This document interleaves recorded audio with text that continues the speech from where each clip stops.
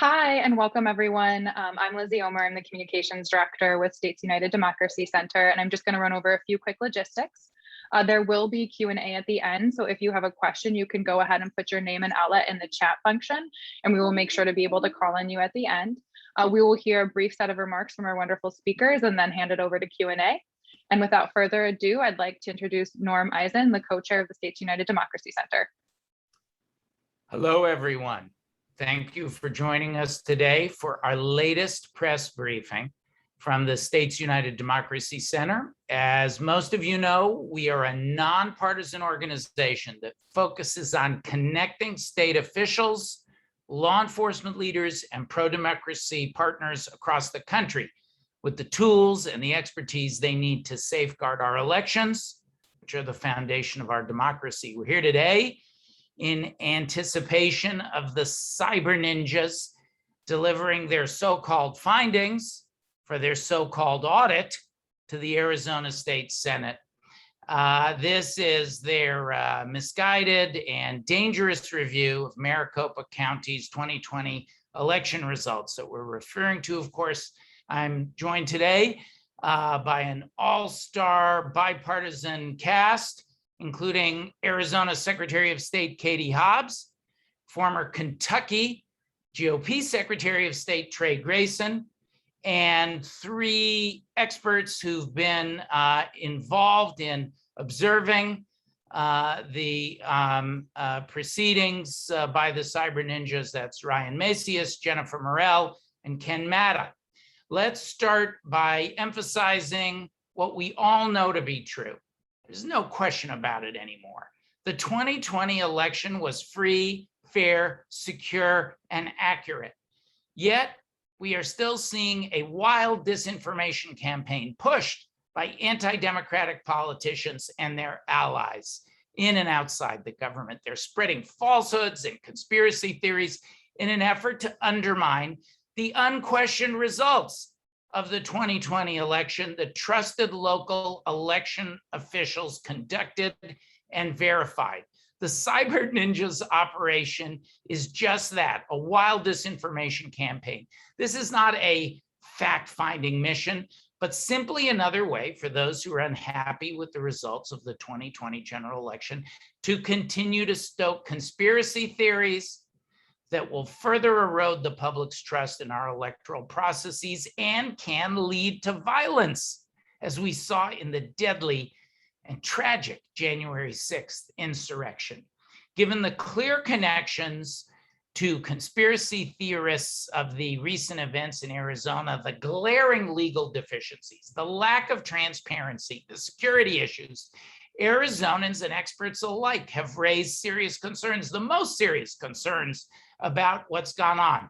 States United Action polling showed that the more Arizonans knew about what the cyber ninjas were actually doing, the more it was distrusted, and little wonder.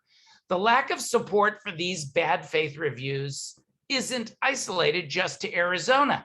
Polling in Wisconsin and in Pennsylvania shows similar opposition to comparable efforts that are attempting to get off the ground in those states. Election experts and leaders from both sides of the aisle, including those joining us today, have called out the security, transparency, and legal problems with this kind of bad faith effort. We need leaders who are focused on governing, not those who are still hung up on unfounded conspiracy theories.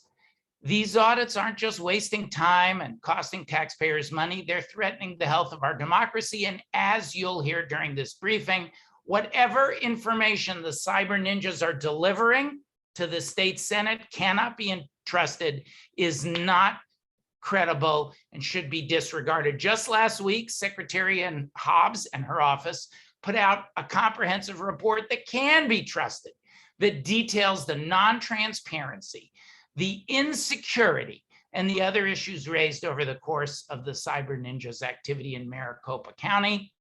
In closing, please remember that the states and state leaders of both parties are on the front lines in the battle for voting rights. Our state and local leaders understand, irrespective of parties, the good one, understand what's at stake and are committed to do what it takes to protect the freedom to vote. And with that, I'll turn it over to Secretary of State Katie Hobbs so we can learn more about her recent credible report on the Cyber Ninjas so-called audit. Secretary? Hi, good morning, everyone. Thank you so much, Norm. I'm Katie Hobbs, Arizona Secretary of State. Thank you all for joining us today, and big thanks to States United Democracy Center, Norm, your amazing team, for organizing this press briefing. It's been widely reported that the Cyber Ninjas are submitting a report to the Arizona Senate today. And while it's unclear that its contents will be made public, we felt it was important to share with you the reasons why their so-called audit findings are not worth the paper they're printed on. Last week, as Norm mentioned, my office presented a report which detailed very clearly all the steps that have been taken both before and after the election to ensure that the 2020 general election in Maricopa County, and for that matter, through the rest of the state, was accurate and secure.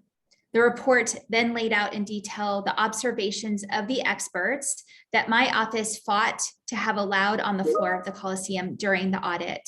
It's clear from their observations that the contractors hired by Senate President Karen Fann truly didn't know what they were doing. Our experts were there to document what was happening and to be able to offer the public a comparison to how post-election audits should be conducted. I want to thank Ryan Macias, Jennifer Morrill, Liz Howard, and Ken Mata for the hours of time they spent observing this exercise and for documenting so clearly what we've known from the beginning, that this was a partisan political review and not a post-election audit.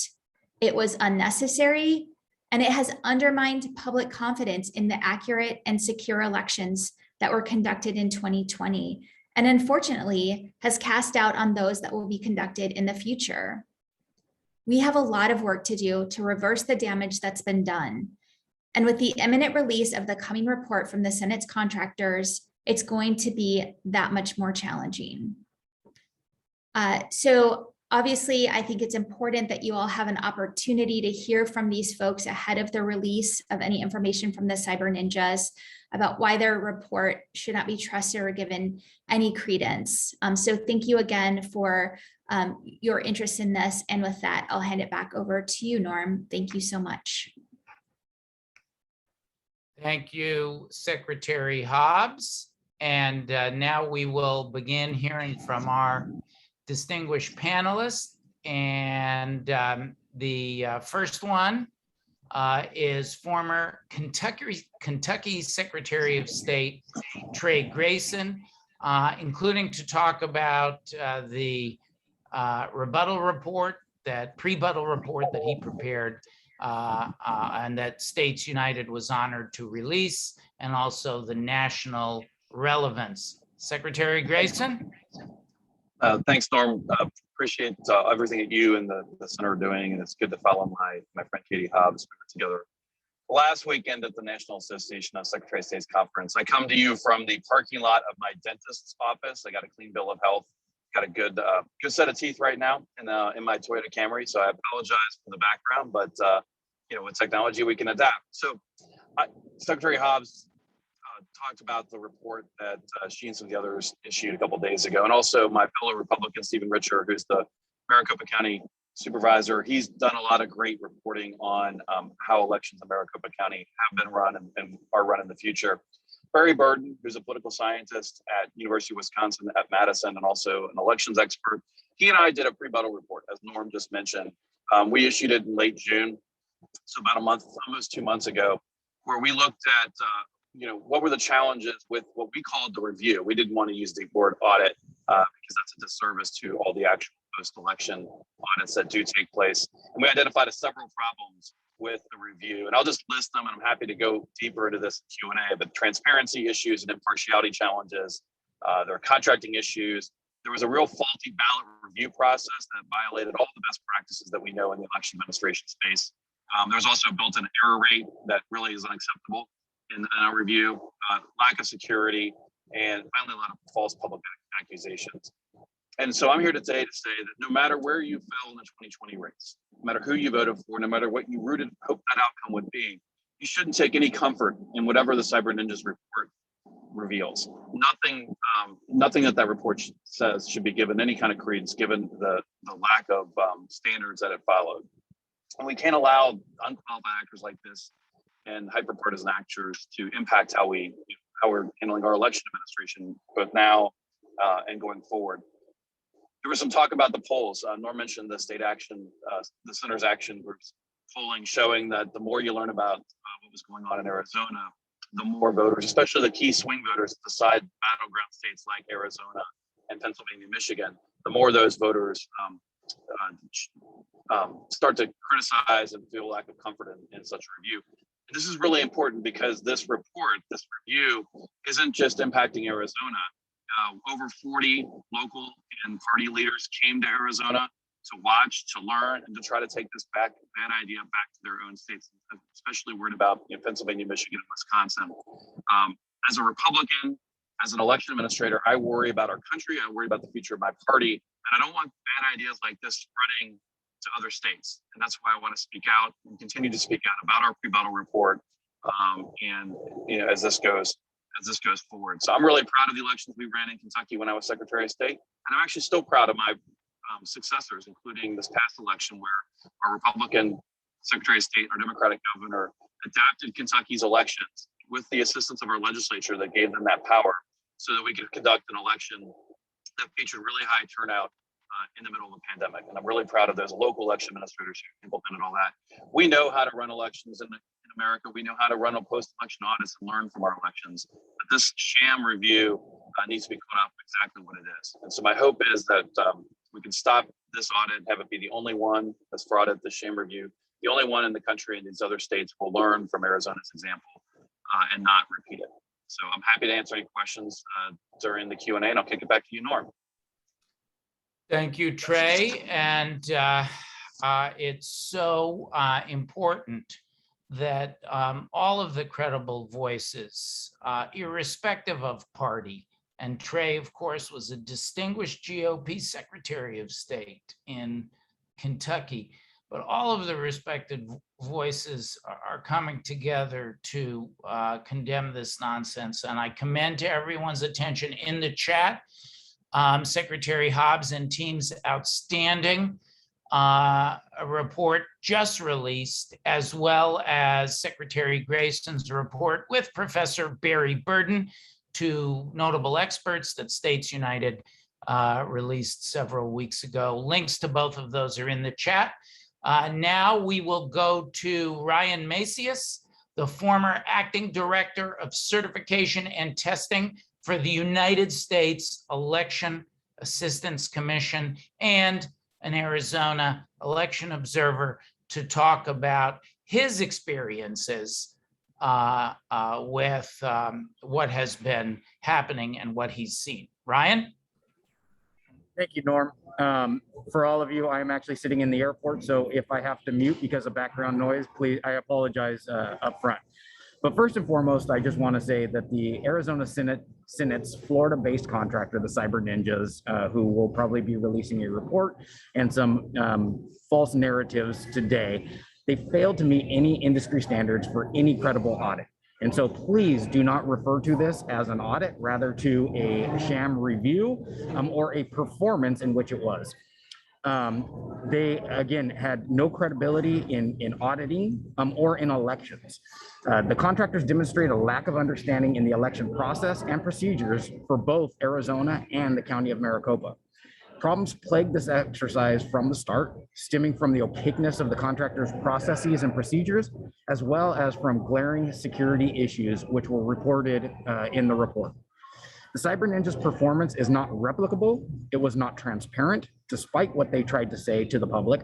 The lack of consistency and documented procedures make it such that the process is not replicable or reliable. And that is something that any true audit has built into it.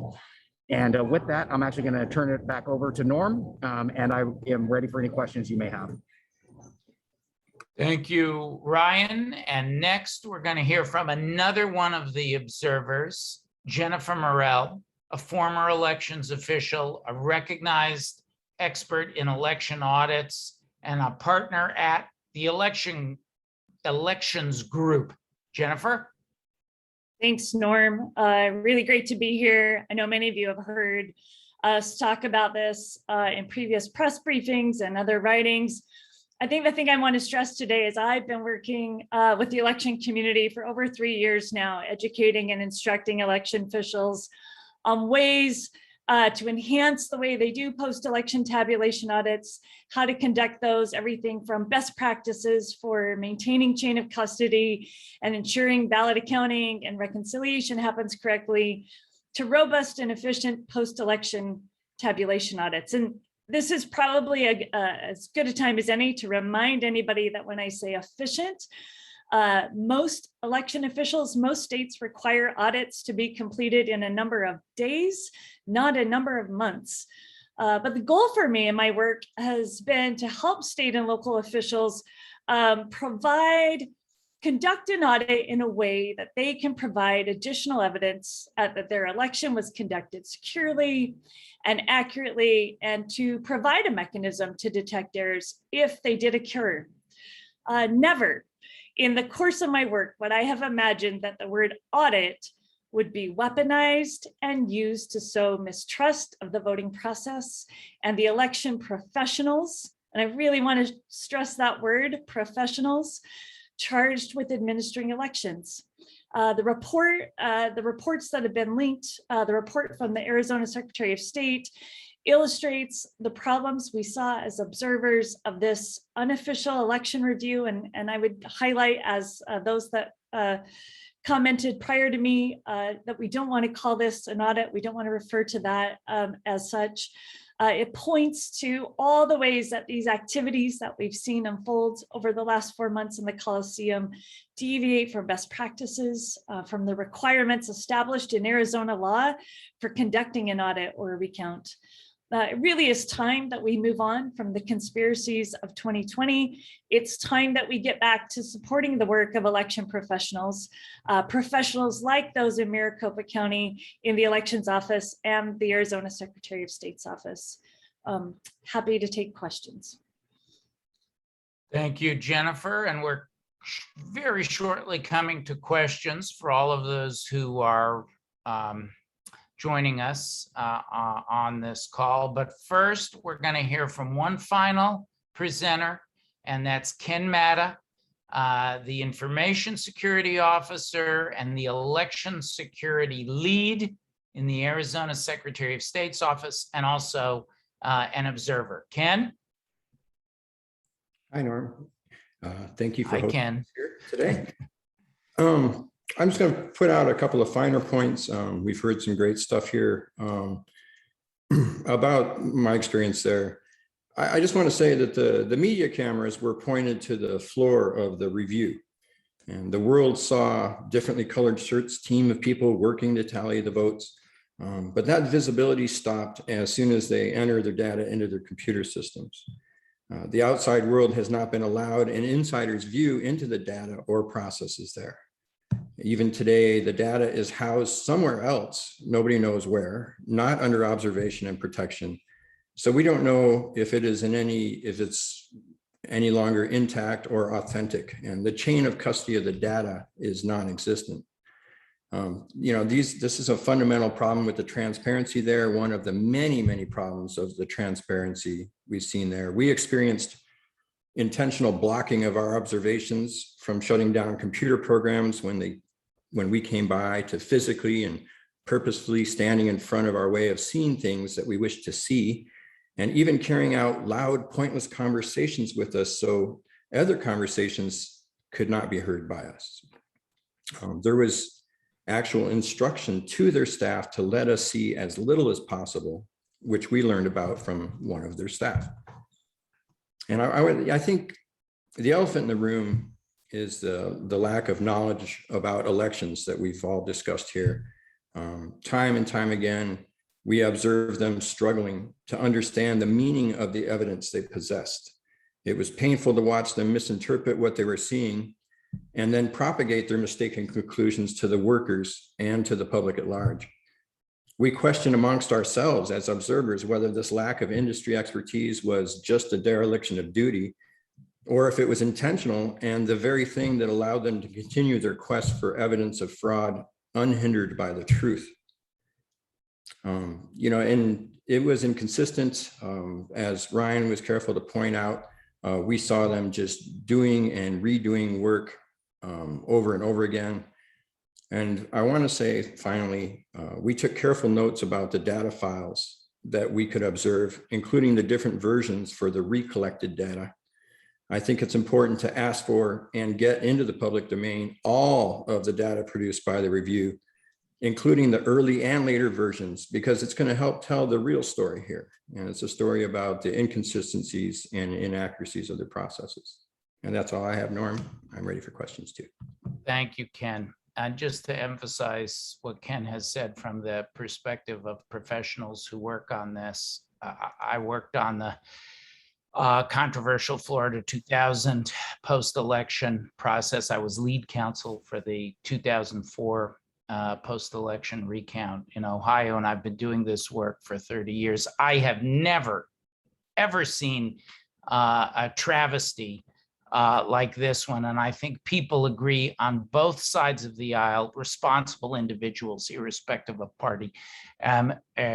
Lizzie has put in the chat, for example, the Just the Facts website that's been put up by the Maricopa County Recorder, Stephen Risher, a lifelong Republican and a Trump voter, in fact, but so horrified by this. And that's the way all professionals feel. And Ken has really emphasized, and all of our speakers have emphasized, the unprofessional nature of what's gone on, totally unreliable, and nothing that comes out of it can be counted on. With that, we're going to open it up for questions.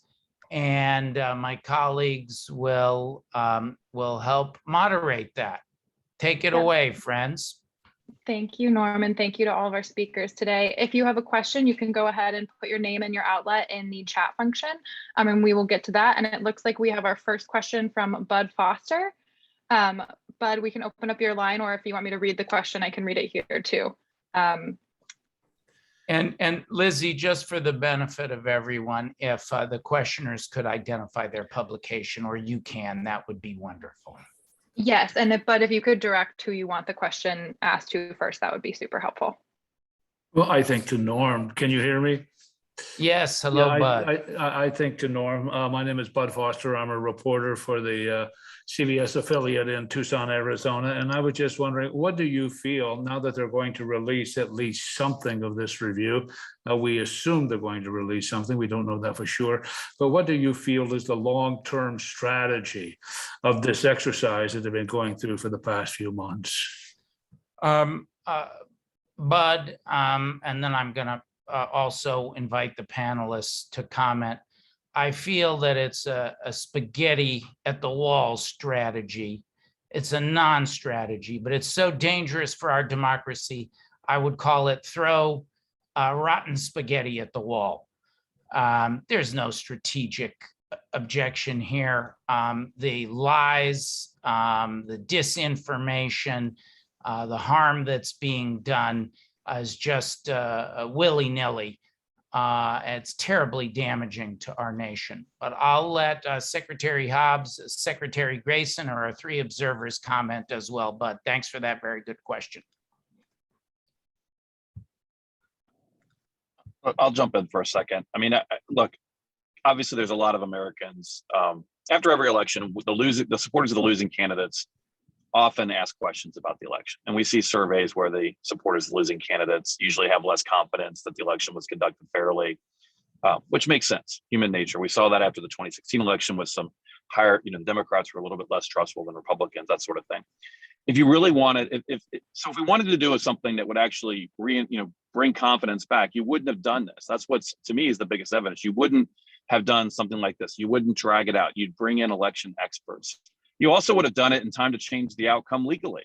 there's a court process in Arizona, just like in other states, where if there are challenges to the way procedures work, Norm referenced 2000 and 2004 when he was involved in those court challenges, and we saw those challenges fail for lack of evidence or lack of justiciable controversies. And so, could we have spent some time over the last couple of months trying to restore confidence, seeing if there were things that we could have improved in elections? Sure, that would have been a good exercise, but that's not what this was. Secretary Hobbs, do you want to add anything to that? Yeah, I agree. And I just want to emphasize the 9 cases that were brought to court in Arizona with 0 evidence. If there was evidence out there, they would have had it in court when there was an actual opportunity to do something, but they didn't. There is no evidence. And so they're using this exercise really to try to make it up. And then I think finally, I'll pass it back to Lizzie. Thanks, Norm. It looks like we have another question from Peter Samore at KTAR in Phoenix. Peter? Hello, can you hear me okay? Yep. Very good. So back to Norm really quick. I was just typing this question. Peter Samore, KTAR radio in Phoenix. When you say spaghetti strategy, does that mean throw spaghetti on the wall and see whatever sticks, and then whatever, meaning whatever theory sticks, just push that and keep going forward? Peter, the spaghetti on the wall strategy does involve wildly throwing out any idea. It's all slid off the wall. None of it has stuck because there's no methodology, as we heard from our panelists. There's no evidentiary basis for any of these wild claims, and there's no good faith in the way it's been pursued. It totally breaks with decades of recognized best practices by responsible election officials of both parties. As Secretary Grayson points out, sure, sometimes you have disputes. There's recognized ways to do that. So this is just an irresponsible, unfounded waste of time and money that enhances anxiety instead of reducing it. Fortunately, all responsible individuals of both parties have condemned and denounced it. And with that, I'll once again turn to the panel. Perhaps for this go round, if any of our 3 observers want to respond to Peter's excellent question. Well, I think one thing that is important to point out, and Trey or Secretary Hobbs or Norm, you might want to elaborate on this, is we can't discount the fact that there are individuals and organizations raising money off of this endeavor, which seems to be a primary strategy, I guess, if that's the word. So I think that's also an important element of this activity to discuss. I would also like to add, besides just the economic concerns here and the benefits for them for the fundraising, I think first we noticed also too that this polls well amongst the base. The Stop the Lie or Stop the Steal, the big lie polls well amongst the base. So I think we're going to see a lot of this activity right up until after the primaries. And also it's been a springboard for them to launch restrictive voting legislation in many places across the country. So in sum, the strategy, Ryan, do you want to add a word? Yeah, just quickly, I just wanted to second what Jennifer and what Ken just stated and tie it into something that Trey had mentioned earlier. Is, while Arizona was the most public and national attention, we have to remember that there was one in Fulton County, Pennsylvania previously. There was an event or a review that was conducted in Antrim County, Michigan as well. And so from the funding aspect, as well as the continued distrust in the democratic institution, one of the things that we are seeing is this continue to carry forward across the country and trying to find anybody who will be able to grasp a hold of it so that they can continue to fundraise and continue to push legislative and policy changes that meet the needs or the will of the individuals that are pushing the effort. So in a nutshell, what is the strategy here? Disinformation, and keeping the lies about 2020 alive for bad faith purposes that are working against the interests of Arizonans and the nation.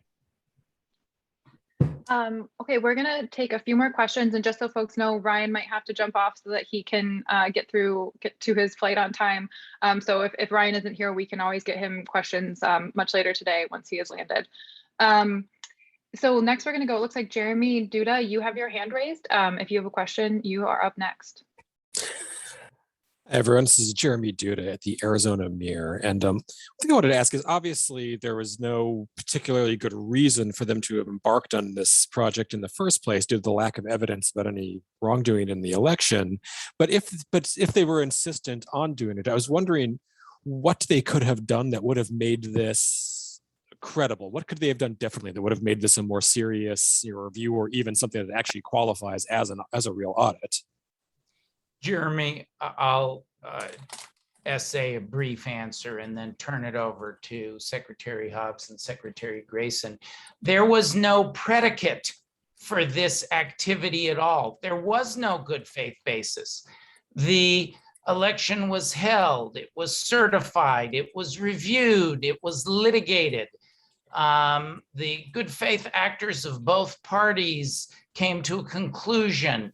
It was certified again to Congress and in Congress. I do not believe that these kinds of frivolous, time-wasting, bad faith activities to serve disinformation and keeping falsehoods about 2020 alive have any legitimate, responsible predicate. But I'll let Secretary Hobbs and Secretary Grayson respond to your excellent question as well. Well, I 100% agree with Norm's response, but I think the importance of having the experts in there to observe and provide the comparisons they've been able to provide between what a real audit looks like versus this would be a place to start if you buy the premise that this kind of thing needs to happen. I don't necessarily buy that. We have post-election auditing procedures, auditing and review and validation procedures in statute, in procedure that should have provided, that are designed to provide the confidence. And I think the folks that are leading the charge here really are not interested in doing that. They're interested in continuing to sow doubt, which is why we're here. Yeah, I guess I would just add, somewhat facetiously, but realistically, they should have hired Ryan and Jennifer and Barry and me and a whole bunch of other, if you wanted outsiders. And then the other piece is to work closely with Secretary Hobbs and team and Supervisor Richards and team and the IT folks in Arizona, a cooperative endeavor. And if they needed some outside people to come in, maybe because to have somebody look over the shoulder, but in a professional manner according to best standards, that would have been the way to approach it. And this, as we said, we've all, we're beating a dead horse. This doesn't come anywhere close to that. And I agree that the predicate wasn't there to do something as full blown as this. But that would have been a much better way to do it, to answer your question, Jeremy. And the only thing I'll add to that is, in addition to hiring those independent, bipartisan, nonpartisan observers, they should have asked Secretary Hobbs to let Ken consult on the team as well. Okay, Lizzie, back to you. Of course. I just wanted to check in to see if Jennifer, if you had anything you wanted to add to Jeremy's great question there. Yeah, thank you, Lizzie. I would just remind everybody that a legitimate audit is the audit that's required under the state law. So if they wanted to do a legitimate audit, they could have replicated what was done already in Maricopa County. They could have followed the procedures and policies that were already set out in law and maintained those chain of custody practices, those best practices around accounting for ballots. I also would add that audits that are done, real audits, legitimate audits are done under a time frame. There is a defined start time and stop time. They're done publicly. They're open to the public. They're open to the media. The reporting process is clearly laid out. And so is the process if discrepancies are discovered. So state laws define what actions will happen if there is a discrepancy uncovered. So the answer is, if they wanted to do this legitimately, they should have done it in accordance with the laws of Arizona. Thank you, Jennifer. Okay, we have time for just 2 more quick questions. So next up, I'm going to go to Joseph Marks. You had your hand raised. If you have a question, you are up. Hello, thank you so much for doing this. So a lot of what you guys have talked about, excuse me, is essentially stopping the momentum of these kinds of reports in other states and localities. And it seems like the center of gravity for that is somewhat in the public, but a lot of it's in state legislatures, where you have legislators, as you in Arizona, who are supportive of these things. Are you doing anything to reach out directly to legislators to try to break the momentum of these sorts of audits? Why don't we go to, this time we'll go in reverse order. And we'll start with Secretary Grayson, then we'll hear from Secretary Hobbs and our panelists. So one thing I did, especially in Pennsylvania, because it looked like there was some momentum there, although it may have slowed if public reports are to be believed. But I wrote an op-ed that was published in the Pittsburgh media to try to get the word out about the challenges with this review and why Pennsylvania shouldn't repeat the mistake that the Arizona legislature did. And that was my way of sort of getting to the legislatures. And then I think he's not on this briefing, but Stephen Richer has created an email list that he's been disseminating and adding folks all across the country. He actually was fairly active in the Republican Party before, as an activist, before he ran for office this time and was elected. So he knows people all across the country. And his list, which is a weekly compilation of news stories and facts and links to all the studies and things like that, has been getting traction as well out and around the country. So those are a couple of things that are going on to try to specifically do that. And I guess, and then there's like sort of indirectly doing something like this. We hope to get press coverage because you all will cover it. And then we hope that will then get out into the states as well. So there's a number of ways that we're trying to reach legislators. And I'm happy to go talk to any legislator directly, talk to any committee if they have questions about why they shouldn't repeat this fraud. Probably one of the most important things that Secretary Hobbs and our 3 observers have done, further to Secretary Grayson's point, is just to fight so hard, so well, and so tirelessly for the truth in Arizona, so that anyone, by reading their paper and turning on their television or listening to their radio, can understand how this first misadventure was completely misbegotten. Secretary Hobbs, do you or do the observers want to add anything on the legislator question? I would just say I haven't spoken directly to other legislators in other states, but certainly in discussing with my colleagues, I've made that recommendation to them, and I know many of them are in communication. So that's all I would add to that. And then I say talk to the experts like Jennifer and Ryan. Oh, sorry and to by your interrupt you. colleagues, you mean other secretaries of state around the country? Yes, yeah. Joseph, question, you? thank you. Yeah. Okay, and Lizzie, shall we go through the panel, or are we short on time and go to the next question? We're short on time. We have just 2 minutes left, so I want to give a chance for Barbara Avila, who's had a question for a while. I apologize, it took us a while to get through everybody. Barbara, you're up as our last question, and then we will leave in the chat for everyone a place where you can follow up with us to ask questions that we didn't have a chance to get to. So thank you for everyone's patience, and Barbara, over to you.